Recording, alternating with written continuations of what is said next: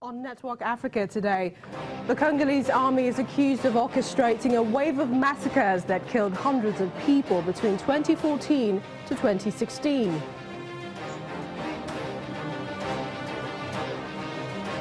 President Muhammadu Buhari has arrived in New York to attend the 72nd United Nations General Assembly.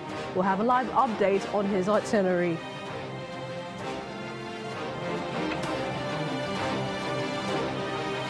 Plus hundreds left stranded in the Western Cape, South Africa, as taxi associations embark on a strike.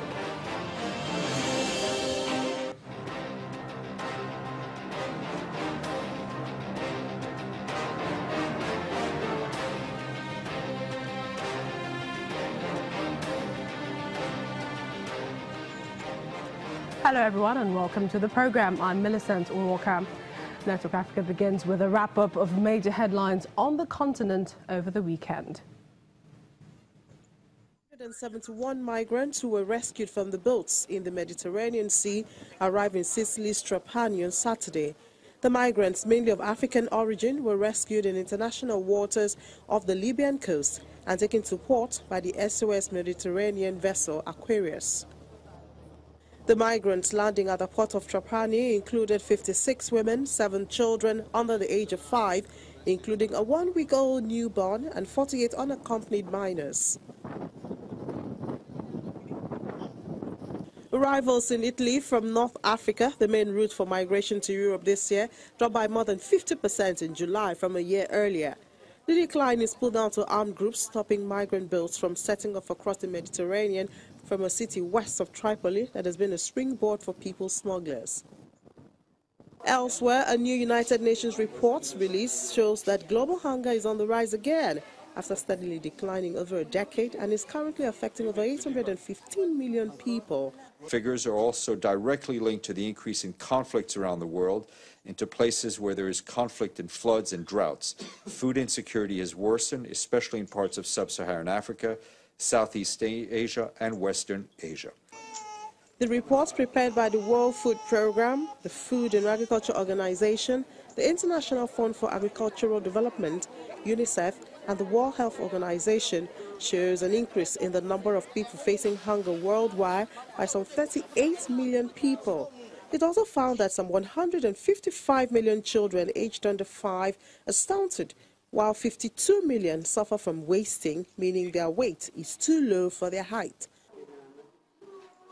At least 30 Burundian refugees have been killed in clashes with Congolese security forces over plans to send some of them home. But discovered by shits on the roadside in Kamanyola, while many more wounded are lying in the streets waiting for medical assistance to arrive. Police and soldiers opened fire at the refugees as they tried to free some of their arrested compatriots in Kamanyola, the Democratic Republic of Congo. Congo's government denied that those killed were refugees, saying that the clash broke out when an assailant from an unidentified armed group attacked an office belonging to the National Intelligence Agency. More than 400,000 refugees have fled Congo's neighbor, Burundi, since violence erupted there in April 2015, when President Pierre Nkurunziza said he would seek a third term in office, a move his opponents said was unconstitutional. In other news now, the DRC Army is criticizing a report released by the Congo Research Group, CRG, citing cases of orchestrated massacres in the Northeastern Democratic Republic of Congo between 2014 and 2016. 249 perpetrators, eyewitnesses and victims were interviewed by the group, which, according to multiple witnesses, army commanders supported the crime and in some cases organized the killings. Sources told the CRG that during some massacres, soldiers secured the perimeter so that victims could not escape. The report also says that the first massacres were orchestrated in 2013 by former leaders of the popular Congolese army who were trying to undermine confidence in the central government.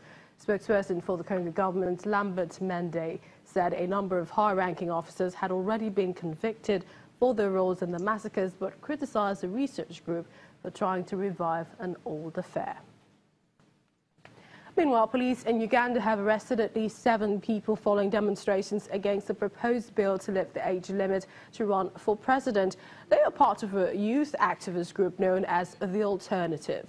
They say their offices were broken into last night by soldiers and police, and that laptops, computers and campaign materials were taken.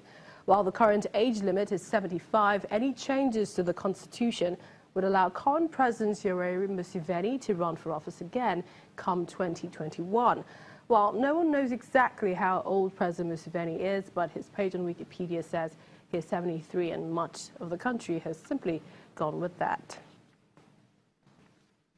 Now, what elections hold on the 17th of October in Kenya, as announced by the Electoral Commission? Well, that's what the rest of the country hopes at this point, as Kenya's electoral body holds plenary to consider a request to push the date. The request is coming from French firm Safran Morpho, which last week asked the electoral agency to extend the date to October the 26th to allow it to upgrade the system used for voter identification and the transmission of results.